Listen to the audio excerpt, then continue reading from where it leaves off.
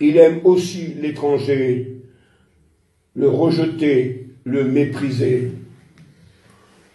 Celui à qui tous les portes lui sont fermées, celui à qui on ne tend pas la main. Je ne voudrais pas faire ici de remarques à personne. Et je ne veux pas demander pardon pour dire ce que je vais dire, parce que je dois vivre cette vérité de la foi. Ça dépend qui c'est qui est devant notre porte. Ça dépend le monsieur ou la dame qui est devant nous. Pas besoin de parler. Tout est préparé d'avance, parce que c'est le roi d'Agobert qui arrive.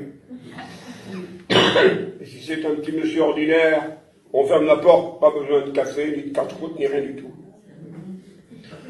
Vous vous rappelez, j'ai envie de vous dire ma petite parabole que j'ai fait.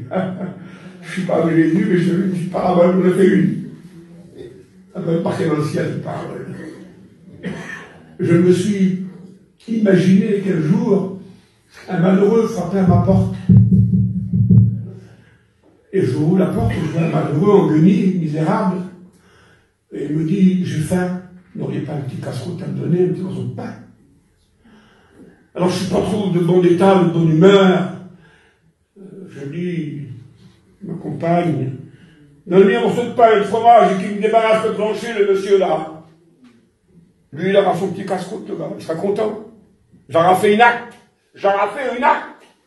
Mais elle ne comptera pas devant Dieu. Parce que c'est pas l'amour qui l'a fait, c'est pour me débarrasser de lui que je l'ai fait. Chaque fois que vous faites quelque chose pour vous débarrasser, c'est pas un acte d'amour, ça. Il faut le faire par l'amour, votre acte. Et dans le ciel, ce casse-croûte est inconnu. Et puis, il a tellement faim, le monsieur, je sais pas quoi, il revient. Oui, j'ai faim, monsieur. Vous pouvez me donner encore un petit morceau de pain? Et ce coup-ci, il y a tous mes copains qui sont là, vous savez, voilà, mes amis, quoi. Alors, j'ose le ton. Je parle un peu fort. Je veux que tous entendent que je suis tchalo. Vous voyez? Alors je dis, est-ce qu'il reste encore du poulet, de la dinde, je sais pas trop quoi, moi, chez les Michi, ils savent. Et puis voilà le casse-croûte que ma bien-aimée lui fait. C'est la Noël pour le petit monsieur là. Il va se régaler. Jamais de sa vie, il a mangé un casse-croûte si bon. Mais ce casse-croûte ne comptera pas pour Dieu. Parce que c'est pas l'amour qu'il a donné, c'est l'orgueil.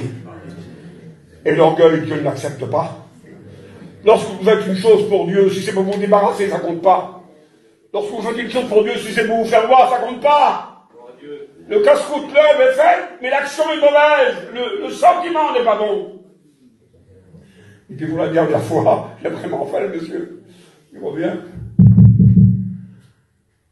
Petit casse-croûte, s'il vous plaît. Et puis tout est mu naturellement, comme ça, comme vous pourrez l'être, vous. Et je lui demande, qu'est-ce qu'il y a dans nous?